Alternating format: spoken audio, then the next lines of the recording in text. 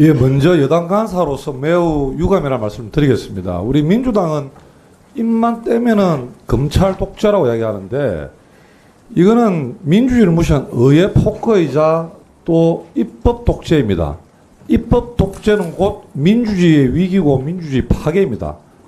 오늘 민주당이 직회부를 요청한 지금 민주공작법과 가맹사업법은 지난 2023년 12월 14일 정무위 전체회의에서 민주당 단독으로 강행 통과시킨 법안들입니다.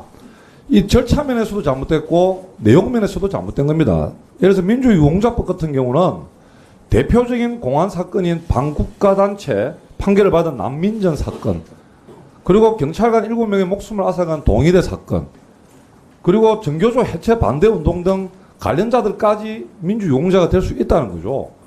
그런데 민주당에서는 별도의 위원회를 통해서 가짜 유공자를 걸러낸다고 얘기하는데 이것도 어불성설입니다. 민주유공자 심사 기준에 대한 법적 근거도 없고 또 유공자 공적과 명단도 사실 깜깜인 상태에서 정부가 어떻게 걸러낼 수 있단 말입니까? 게다가 이미 민주화 보상법에 따라서 이미 1169억 원의 보상이 이루어진 이들을 또다시 유공자로 예우하자는 것은 이 기존의 독립유공자나 국가유공자뿐만 아니라 그분 유족들에 대한 모욕이나 우롱하는 것이라고 저는 생각합니다. 가맹사업법 개정안도 마찬가지입니다. 이 가맹점주에게 단체 교수권을 부여해서 점주의 권한은 커질 수는 있지만은 하나의 프랜차이즈에도 다수의 복수 노조가 생겨서 본사와 점주 간의 갈등은 불보듯 뻔한 겁니다. 이런 갈등을 어떻게 조정할 수 있을지, 가맹점주의 무분별한 협의 요청이 난립할 경우에 이를 막을 장치도 있는지, 이는 심사 한 번도 없이 정무위 전체 회의를 통과시키는 거예요. 정말 유감스럽다는 말씀을 다시 한번 드리고, 이해관계자 간의 대립으로 이 수기가 필요한 법안을 다수당이 일방적으로 직회부하는 것은 이거는 정말 대화와 타협, 토론과 합의를 중시하는 이 의회주의를 파괴하는 것 마찬가지입니다.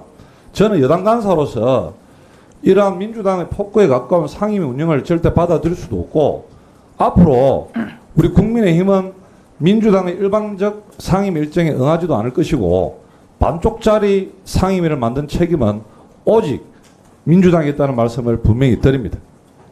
네, 그다음에 홍성국 간사님. 네. 최근에 고 박종철 열사의 어머니 정차순 여사님께서 별세를 하셨습니다. 그 오랜 시간 동안 온전한 예우를 받지 못했습니다. 민주유공자법은 사실 20여 년간 계속 논의가 되었던 사항인데요.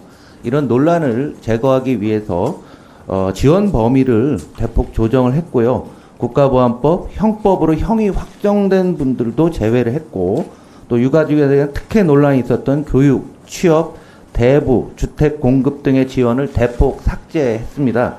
고령이 된 유공자와 유가족의 의료 양로 지원 정도만 유지를 하는 것이기 때문에 이 부분은 밀린 우리 시대의 숙제를 오늘 해결하는 거다라고 저희는 생각하고 있습니다. 가맹사업법은 지금 전 세계적으로 빅테크, 특히 유통 빅테크에 대한 규제가 굉장히 활발하게 진행 중에 있습니다.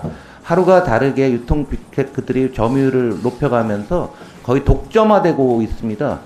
이런 과정 속에서 우리의 소상공인과 중소기업들이 매우 어려운 상황입니다.